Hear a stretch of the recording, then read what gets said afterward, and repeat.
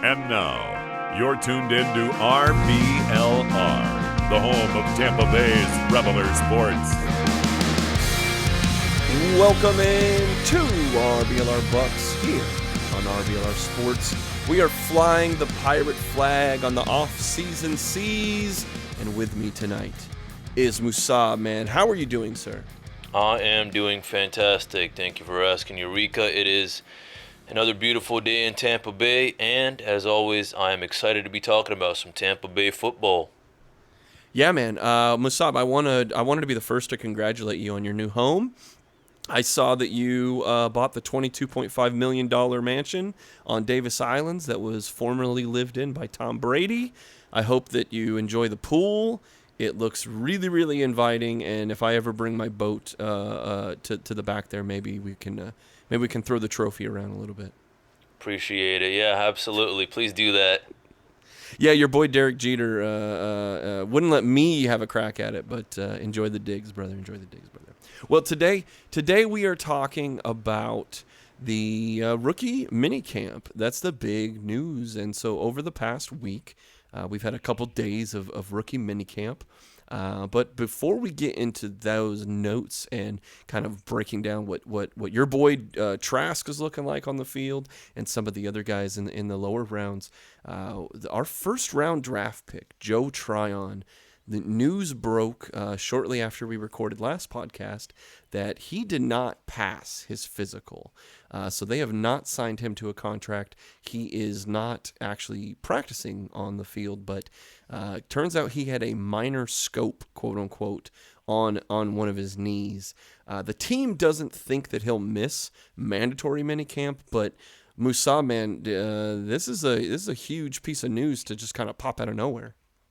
Absolutely, Eureka. Well, first thing, he's our first round pick. When he got drafted, you watch everything about him, you learn everything about him just because now he's on our team. You're so excited, and then you find out because he had a small knee procedure.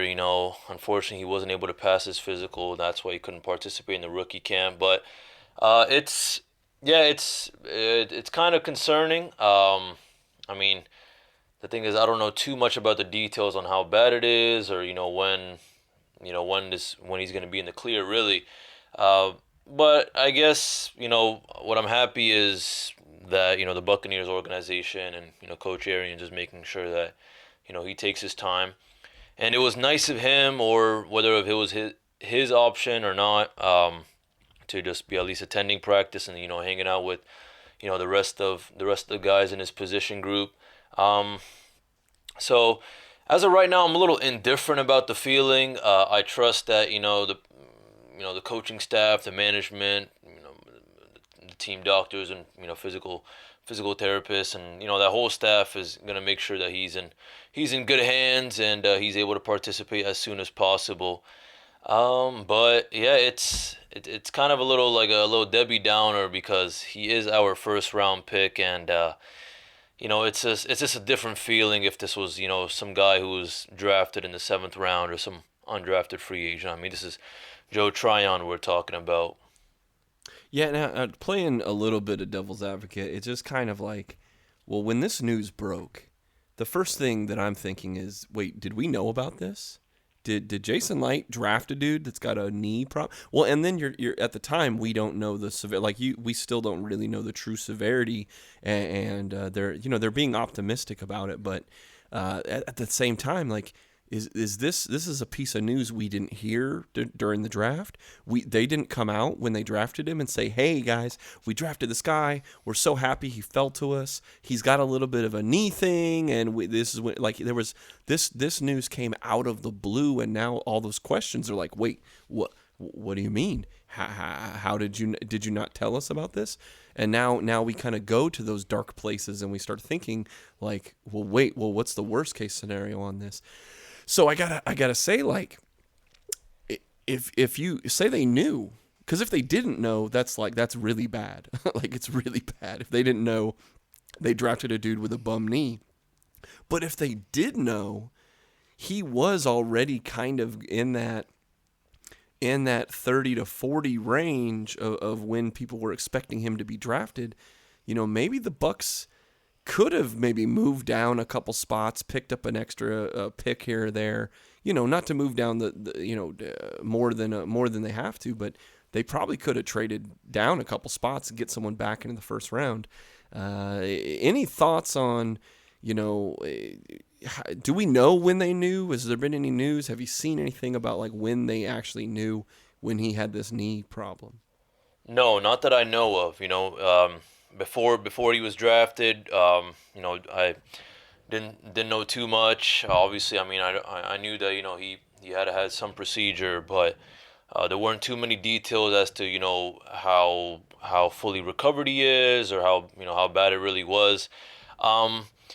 So I mean, I mean, as you're saying yourself, Eureka, if we didn't know, then that's really bad. But if we did know personally, I think perhaps we could have done what you just said right now. Maybe we could have gone down with the pick, maybe traded for something else, or maybe just looked at another guy. He's our first round pick, so it just makes me think, was he the right guy? And with all these, I mean, because we don't have any details on how bad it was, or how serious it is, or really any idea on how long it's going to take for him to be really fully recovered, or in his prime. It's just a worry for me, because you already have a procedure once, and this ain't golf. This is football we're talking about. And I just think that, I mean, his body is going to be going through a lot more than I think in college, just because, I mean, it's the NFL we're talking about. So it is concerning to me, and I hope we were aware of it, because then we have something in mind. Hopefully the staff has something in mind about what we're going to do about this. Yeah. But then again, I mean, when we first got him, looking at everything, as soon as we got him, what people thought and anything, I didn't really see anything, mention about his small knee procedure, or, hey, this guy's a beast, but, his knee could be an issue, yada, yada. Right. I didn't really see anything like that. Obviously I did see some other things, like, maybe because of this or that, he has some other weaknesses just of his skills, but body-wise, I mean, I thought he was in great shape, and I thought he was ready to just, do some damage on the field. And, after following him on social media, he didn't look like he had any issues. I mean, he was putting in work in the gym every day. So it just comes out of nowhere. It really does. And I'm sure a lot of fans are shocked as well. Yeah, I think that's the big thing. So it sounds, everyone's saying the right things. They're saying he's fine. They're saying it's not a big deal. They're saying he's coming back like really quickly, and he won't miss mandatory minicamp, is what Bruce Arians was saying. So I'm hoping that that's all true. I really do. So, but look, getting into a more positive note, the Bucs did sign one of their draft picks. They have not signed Joe Tryon yet. We'll get to that in a second. But they did sign Jalen Darden, man. Jalen Darden, a 4-year deal. No money has been reported. We don't know the exact financials, but Jalen Darden, man, rookie, special teams, and maybe backup wide receiver. How are you feeling about Jalen Darden putting pen to paper? I'm feeling really good. At first, I was like, hey, this guy's looking really good, but watching him more and just learning more about him and watching his interviews, he's got this kind of attitude where it's, and I don't say this in a mean way. I think he's ready. He's ready to do some trash talking on the field whenever he does get his chance to play. And I just think that he's very, I don't think he's going to be intimidated by the vets or anyone he goes against. Sure. You watch his interviews, he kind of already has that, that little mean machine attitude. And I mean, this guy was the all-time leader in receptions, receiving yards, touchdown catches at the University of North Texas. And, it shows that, I think we got to steal. When I think of Jalen Darden, I think we got to steal. And I think, for all my fans out there who've been watching and following our team, I think he's going to turn out to be what we thought, Bobo Wilson was supposed to be. Just a small guy, but a really big threat, a little speedy Gonzalez. The way he moves on the field, when you watch him at rookie camp and just his highlights overall, really shifty. And he's got a great attitude. He's got that winning attitude, and I think he's gonna take advantage of the opportunity to, kind of learn from the rest of the guys like Mike Evans, Chris Godwin, but also learn from the our veterans and just our sophomores even on special teams. Yeah, we will definitely break down his special teams ability coming up later. But so what that does mean is now KJ Britt, Grant Stewart, CJ Wilcox, and now Jalen Darden have been signed. We are just now waiting to sign Joe Tryon, Kyle Trask, and Robert Hainsey, all of which, including Joe Tryon. I mean, he is kind of individually working out and rehabbing, but Trask and Hainsey are there at rookie minicamp, and they are playing. They are suited up in helmets and everything. So we're just waiting on pen and paper from the agents to figure that out. But 4 guys they also brought in for tryouts. They brought 5 guys total, and 4 of them have been signed. That would be safety Curtis Riley. That would be running back Troymaine Pope, cornerback Antonio Hamilton, and tight end Jarrell Adams. These are all guys that have kind of bounced around. They've been, they tell me if I'm wrong, Musab, but I'm kind of thinking these are like end of the rotation, special teams contributors. These kind of guys that are going to battle for like the 52nd to 54th guy on the roster. Yes, absolutely. I think the same way, and we got a lot of guys. So as of right now, we got I think about 88. So obviously we're gonna have to be cutting down, and some of these dudes are just gonna end up on the practice squad if not cut.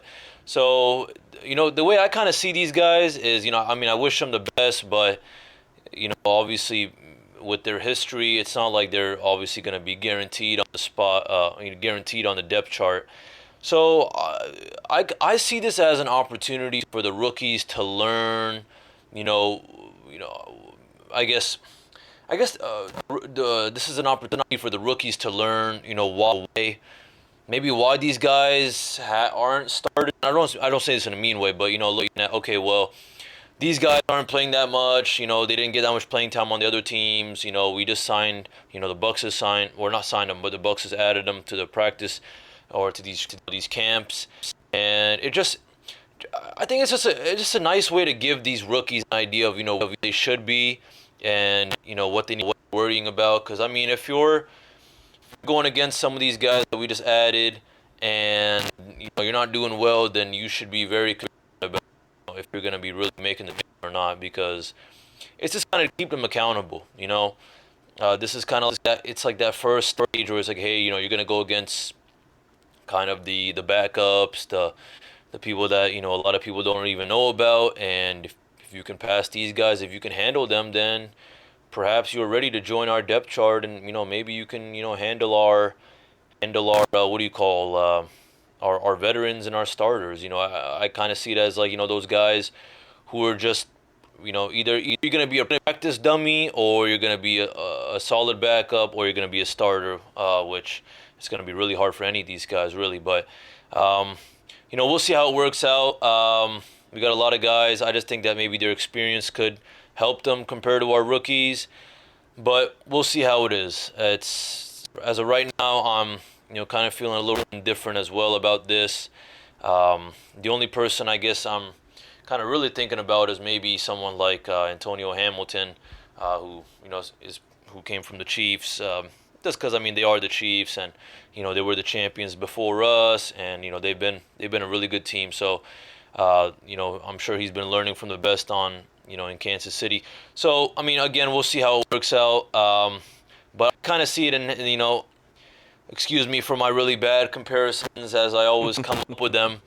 But these guys, I see them as those dudes who have been trying to make the team, and unfortunately they're just on the practice squad. And when they see these rookies, they're like, oh man, we're gonna give these rookies hell, because obviously we're competing for them, and being that we've already been in the NFL, we deserve that spot, not them. So it's kind of like those. It's like those guys who are like amazing when they play JV football, but they're like the totally irrelevant players on varsity. So it's like, all right, well, you're just gonna be battling those kind of guys. So really, to summarize it all, we'll see how it plays. The only person I really think could maybe make our team and probably just end up on the special teams kind of role is Antonio Hamilton. Don't know too much about the other guys. I mean, I've seen their stats and their performance in the past, but I mean, we already got a bunch of dudes like them, if not better. So. All right, and then the last thing that we'll bring up is on the Pewter Report podcast, which is a very good show. You should listen to the whole show they did with Bruce Arians. Bruce actually has a pretty good story about Leonard Fournette almost getting cut right at the end of the year. But Coach said that Blaine Gabbert is, quote, the most underrated player in the NFL. Now, obviously, Blaine hasn't played that much, but even Jason Light has praised him previously. They go on and on about how accurate he is, how smart he is. So it brings up a good question that we'll maybe dig in a lot deeper down the road. But what does we haven't really talked about what does Blaine Gabbert bring to the table as a backup, and why are these guys starting to kind of leak out little things here and there about Blaine Gabbert and how good Blaine Gabbert is? Well, I think the first thing is his experience. I mean, the dude's been playing since 2011. Obviously, he hasn't been getting that much playing time. The most he was back in 2011, 2012 with Jacksonville. But yeah, I kind of see the relationship between him, Trask, and Tom Brady as kind of like that good cop, bad cop. I just think that Tom Brady's gonna, once the season starts, Tom Brady's gonna be kind of in a different mindset. Obviously, he's the team leader, so he has a bunch of other things to worry about. But I think he's gonna be kind of that person who's gonna be a little more harder on Kyle Trask, maybe during practice, obviously. And I think Blaine Gabbert's kind of gonna be Kyle Trask's right hand man, or not even right hand man, kind of like his buddy, kind of like that good cop. We're like, okay, hey, well, Tom's really busy on the field right now. He's putting in work, or especially during practices, when the season starts, when all eyes are on Brady and the rest of the starters. I think Blaine Gabbert and Kyle Trask are gonna have a lot of quality time together, and I just think this is gonna be like a little kind of like that big brother, but. Yeah. Instead of having, but now he has two big brothers, really, but it's like that one big brother who's a lot older than you, kind of in his own world, doing his own thing. He's all grown up and he's in a whole different area. And then you have a brother who's a few years older than you. You can kind of relate to a lot more. So that's kind of what I see with the relationship. Okay. I think Blaine Gabbert, his performance last year was fine with me. I mean, obviously we didn't see him play that much, and when we did, it was. We were guaranteed to win, or sure. Yeah. So really, I just see kind of like as a season buddy. I really think that. Yeah.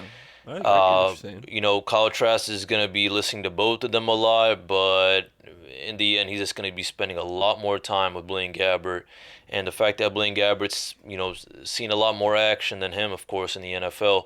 I think he'll be able to kind of help him on the sidelines, and especially when Tom's playing, he's doing really good things or really bad things. Blaine Gabbert can be like, hey, this is what you got to watch out for when you're on the field, Kyle. You see what Tom did there, or you see what Tom didn't do there, or you see what Tom was looking for, but unfortunately he wasn't there. Kind of guide him, because obviously everyone else is going to be really busy during the game. So that's really where I see it.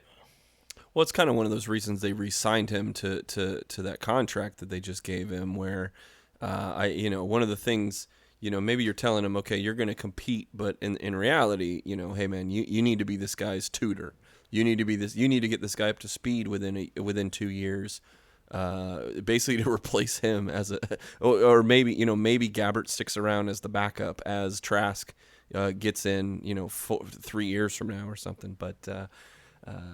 Just it's weird, being a GM and having to make these decisions and being like, hey, how do you hire someone that basically is trying to be replacing themselves?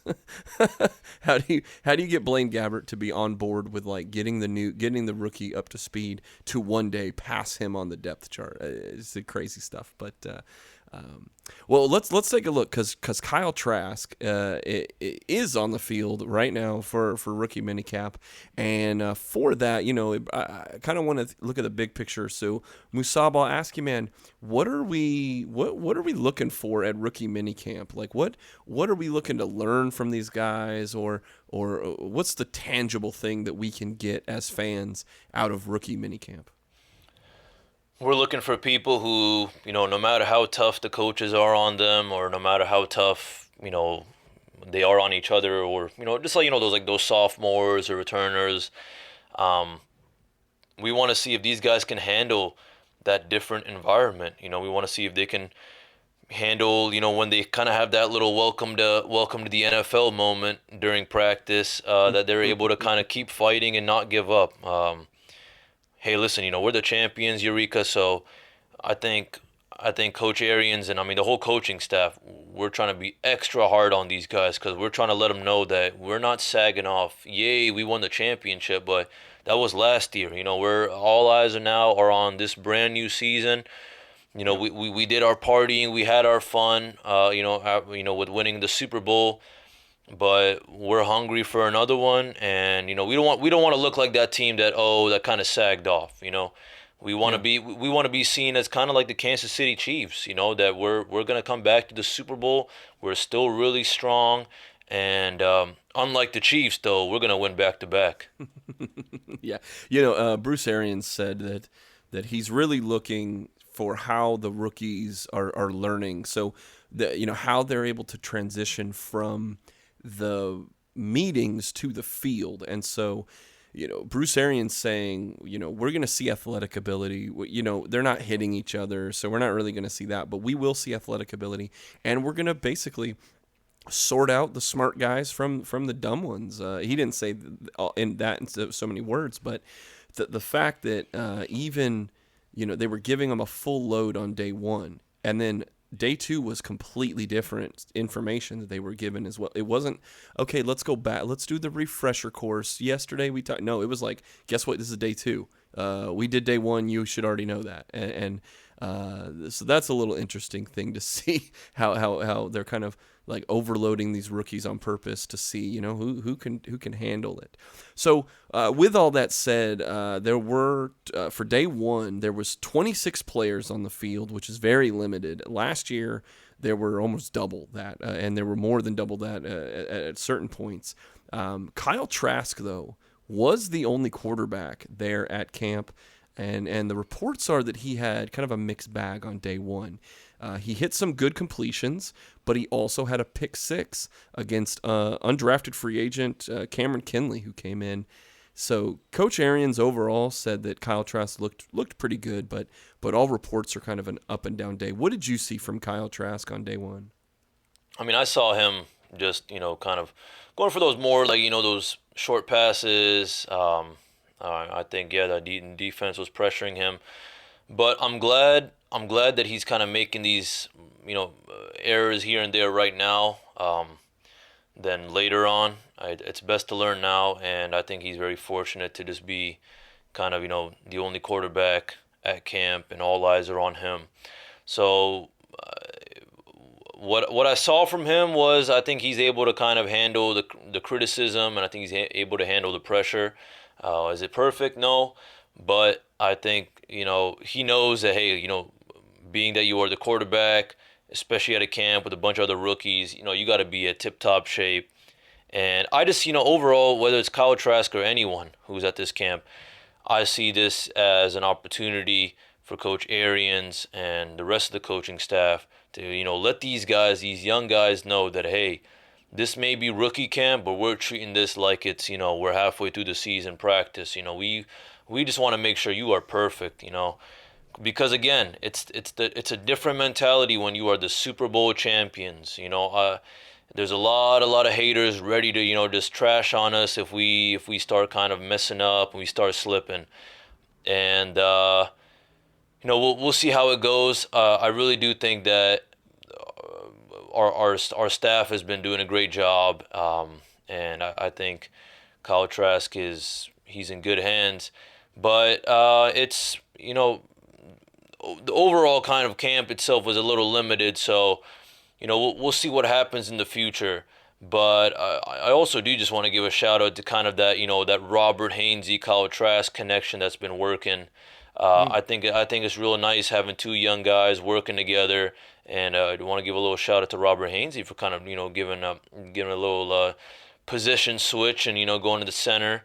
And I only mention that because I think it's really nice to have someone like A.Q. Shipley, who retired last season, to be joining our staff and coaching our young guys. Someone who literally just was playing with us, and now he's a coach. He knows exactly who our team is. He has a good idea of what our opponents are like because he literally just retired. So I think the Trask Hainsey connection in the future is something to look at. Obviously, it's going to be a while, and we'll see how these guys do in the regular season, whether it be this year, next year, or 5 years from now. But I'm satisfied, and I just have to say we need more time to really I need more time to really come to a conclusion about how Kyle Trask is really going to be. I mean, personally, you already know I'm a huge Trask fan, but realistically, I still need a little more time to really, really evaluate what I think of him. Yeah, you brought up Robert Hainsey, working at center. Yeah, he worked as a tackle in college. And Bruce Arians says that Hainsey's actually going to work all 5 positions this year. He saying, we already know he can play tackle. We already know he can play guard.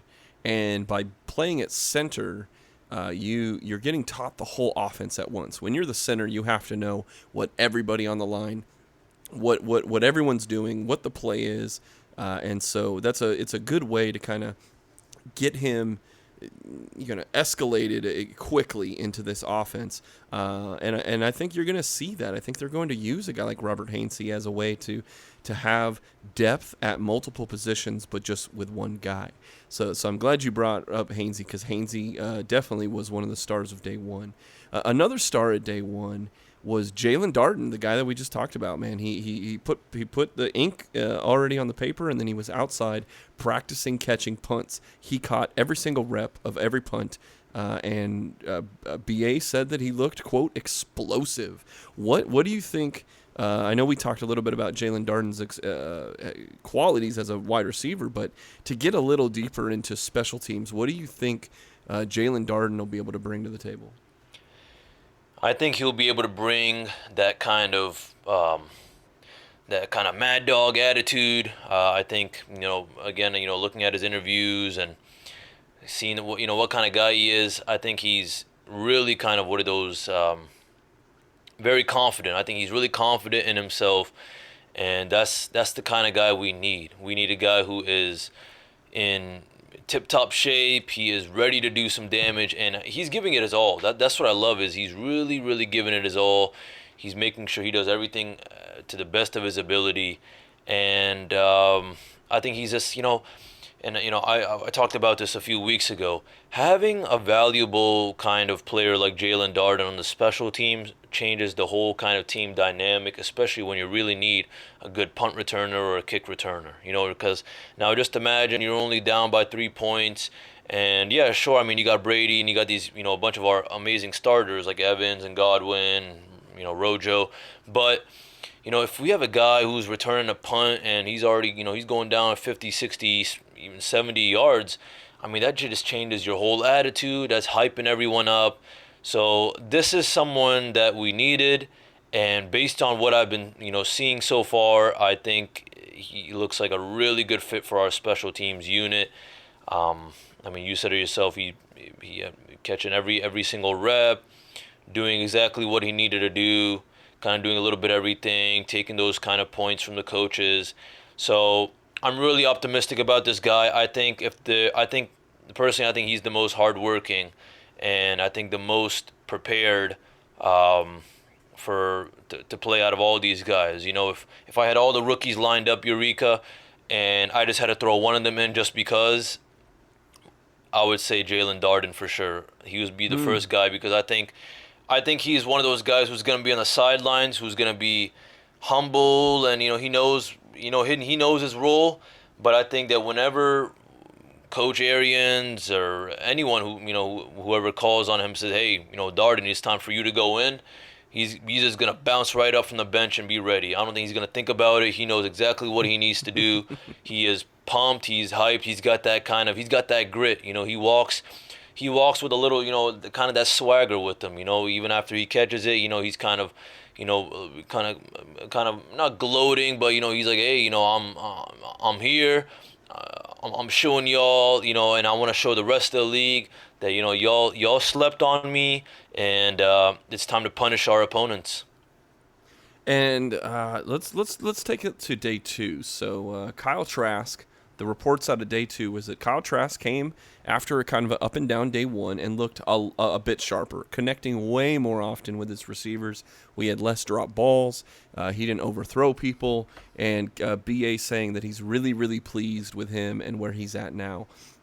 And I think part of it is what Kyle Trask himself brought up in one of the interviews, saying that this offense that Tampa Bay is running is very similar to the offense that he ran at Florida, albeit with different verbiage. So now you're basically, the concepts are there. You're just trying to kind of put the language together and learn that, oh, we call this thing this and that thing that, but in reality it's just kind of a this and that that I already know. So while I'm not asking you to give me a complete assessment of Trask, like is there anything that you saw kind of out of the Tampa Bay offense from last year that you think Kyle Trask is going to be able to pick up quickly and be able to use if he ever had to get into a game this year? Yeah, I think he'll be able to kind of step in, in case Brady needs to go out for whatever reason, and kind of like those times where it's like, hey, something, Brady got a little tad bit banged up or something. I think I can see Kyle Trask going in, knowing exactly what he needs to do. I don't think he's going to be doing anything risky.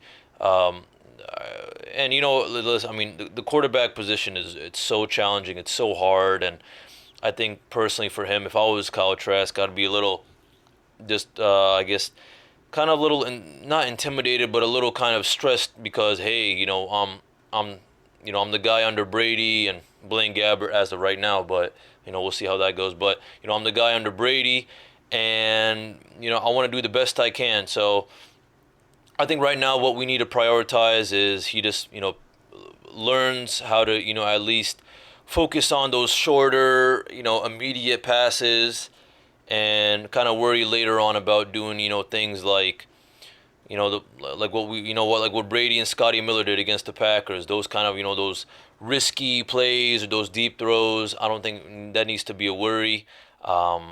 So yeah, that's really about it. Yeah. All right, yeah, and he did show really good zip on kind of these out routes that he was actually connected with Jalen Darden for a pretty nice gain during one of the throws there. So, but the on the other side of the ball, there was some interesting over the past 2 days, but really day 2 was kind of the show out performance for KJ Britt. KJ Britt has been, by all accounts, a vocal leader on the defense for the past 2 days, which it doesn't surprise me. He was a captain in college, but also Grant Stewart. Also communicating nicely and them, Britt and Stewart, kind of as a duo, have been rising. I believe they played together at the Senior Bowl, but they, again, Grant Stewart, another guy who's a captain in college, and so you're bringing in these guys that are probably going to be special teamers, or hopefully maybe they don't have to get into the game as much, barring injury or something like that, but. Arians, man, he was looking to throw a lot at KJ Britt and said that he's picking it up and, quote, looks like a football player. And I think both these guys, to sum up my feelings, I think these guys might not have the athletic chops or ability to be all pros, just based on what kind of the reports are. But they're definitely showing off their football IQ, and they're going to get some special team reps, and they're going to get some opportunities, I think, to kind of prove people wrong. But that's kind of what I've seen and what I've heard over the reports on KJ Britt and Stewart. What have you been hearing about these guys? Pretty similar to you. kind of what they both bring to the table is, hey, they both were captains in college, and it's when you got two leaders kind of working together, I think something's gonna happen, and I'm glad that Arians is kind of trying to push these guys. I think it's really important that we push them to their limit, and hopefully they don't really have a limit, because these kind of things are gonna pay off later. Difficult roads lead to beautiful destinations. So I'm liking what Arians is doing. I like what the whole approach of the whole coaching staff is, to really push these guys. And especially since we have a kind of smaller, limited rookie camp, we need to, kind of maximize it and optimize every single second of it, to make sure that, we're taking advantage of these camps before, we start going to OTAs and, they start training with, the vets. So just kind of warm them up, this is just the first stage, and, they need to be showing the coaches that, hey, this first stage, this ain't nothing for us, coach, and if they start struggling, then perhaps we'll just have to do something else with them. But personally, I really do like KJ Britt. When he first got drafted, I think he's going to be someone I think brings a lot of value down the road. And as you said yourself, hopefully injuries don't come up for our guys like Devin White or Levante David. But if they do, I'm hoping this is kind of the approach that Coach Arians is doing. Is he's teaching these guys, these young guys, that hey, anything happens, our guys, Devin White, David, I mean, just really any of these guys, they're strong, but hey, we're all humans. Things happen throughout the season. So for that reason, you need to be on your tippy toes and you need to be ready, because any second we may need you, or any game, and there may even just be a play or two that we really, really need you to execute, and you should be ready for that. So I just think that the kind of vibe that I'm getting from rookie camp and just from the coaches, especially Coach Arians, is that we want everything to be perfect. We don't want anyone making mistakes, and if they do, we hope they learn and they don't do it again. But yeah, that's really about it. Yeah, you basically have to figure out who's going to be decent and has the ability to grow and to get better and to take coaching, because this is going to be probably the most one-on-one coaching that they're going to get all year with the coordinator and with the head coach. Because once there's a full roster and we're trying to win football games, development is on the player, development is on the position coach, development is that, and you have to be ready to go. And so now we're kind of seeing like who's going to take a job from the Curtis Rileys, Antonio Hamiltons, Jarrell, like these guys that are being brought in kind of into the roster. Can a KJ Britt? Can a Grant Stewart? Can these guys they picked up in the later rounds?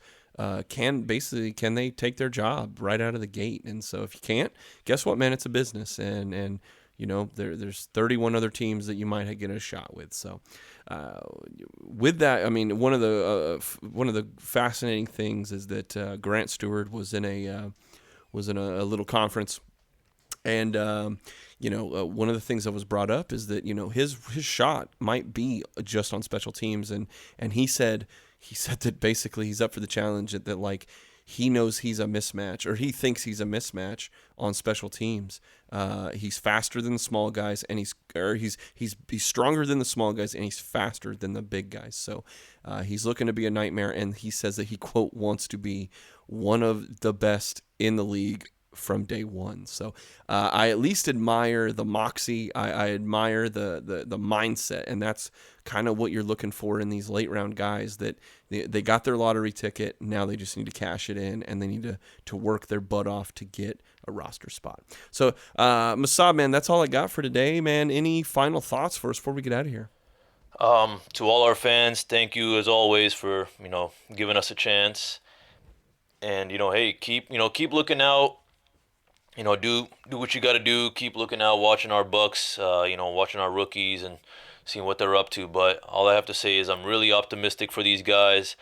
I think during this off season, no team is going to be putting in work like our Bucs, and for that reason, I think our Bucs are going to be really, really ready, especially for the beginning of the season. I think we're gonna start with a statement game. I think we're gonna let the whole league know, and I'm not talking about just week 1. I'm talking about week 2, week 3, and week 4. We're gonna put a stamp. Well, that's when the whole league. That's when ESPN, Bleacher Report, every single website is gonna be like, is Tom Brady gonna win the championship again? We're gonna just be seeing a bunch of things, and is Devin White gonna actually be the Defensive Player of the Year?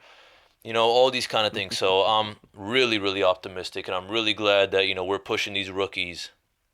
Yeah, you got your Defensive Player of the Year thing in there finally. I was waiting for when you were going to say Devin White, Defensive Player of the Year this week. You're getting it in every week, so I'm glad you snuck it in there at the end there.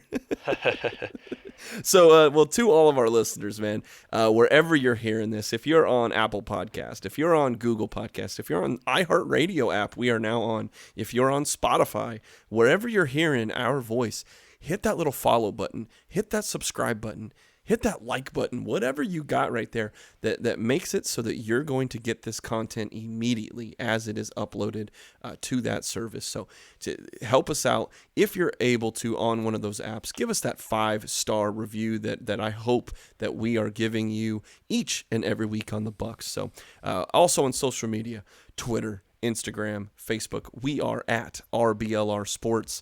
Give us that follow. We're posting score updates for every game across all of the sports. We have the full content of the Rowdies who just basically informally won the championship. They beat the team they were supposed to play in the championship. They're a 3-0 undefeated team right now. The Rays are coming off of a really good series against New York. The Bucs are right in the middle of minicamp, and there's only a couple months away from the season really being going again. And I mean, in the Lightning, what can you say about the Lightning? They are halfway to sweeping the Florida Panthers in the first round. So it never ends. It never stops. It's always going, and we have content for you every single week here at RBLR. So for Musab, my name is Eureka. There's only one more thing to say, and that is thank you, and go Bucs. Go Bucs. Thank you for tuning into this presentation by RBLR Sports. On your way out of the stadium, please remember to like and subscribe.